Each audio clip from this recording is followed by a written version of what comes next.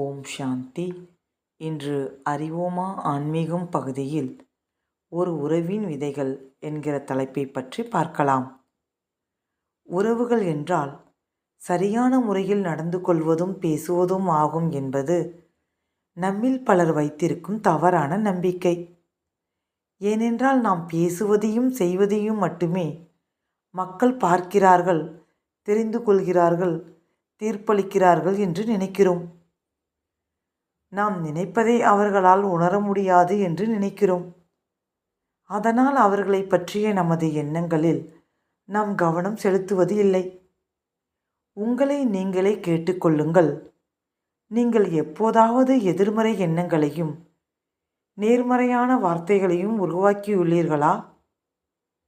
மற்றவர் உங்கள் வார்த்தைகளை மட்டுமே கேட்க முடியும் என்று நம்புகிறீர்களா? சலிப்பான எண்ணங்களை உங்கள் மனதில் நீங்கள் உருவாக்கினாலும் அவர்களை சந்தித்தது அருமை என்று யாரிடமாவது சொல்லி இருக்கிறீர்களா?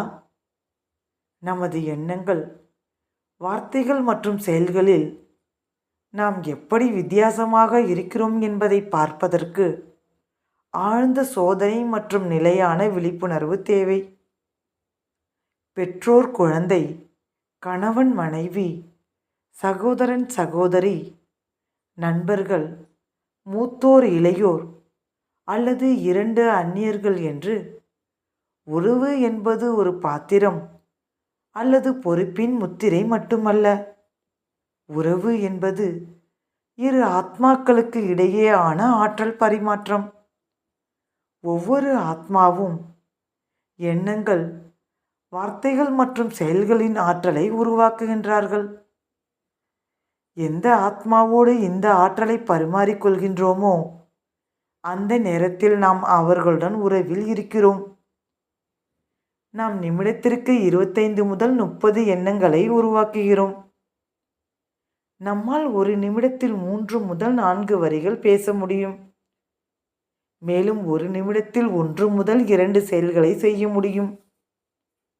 எண்ணங்களின் எண்ணிக்கை அதிகமாக இருப்பதாலும் சிந்தனையாற்றல் ஒளியை விட வேகமாக பயணிப்பதாலும் எண்ணங்களை உறவின் அடிப்படையாக அமைகின்றன.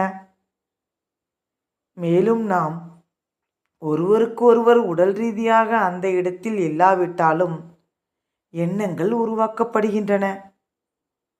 எனவே மற்றொரு நபருக்காக நாம் உருவாக்கும் எண்ணங்களின் எண்ணிக்கை அவர்களுடன் நாம் பேசும் வார்த்தைகளை விட அல்லது அவர்களுடனான நமது நடத்தையை விட அதிகமாக உள்ளது.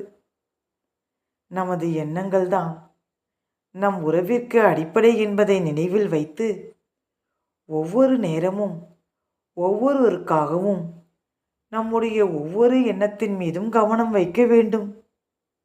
ஒருவேளை நாம் எந்த ஒரு உறவின் தரத்தையும் மாற்ற விரும்பினால் அவர்களை பற்றிய நமது சிந்தனையை மட்டுமே நாம் சரிபார்க்க வேண்டும். நம் எண்ணங்களை மாற்றினால் உறவும் மாறும். ஓம் சாந்தி.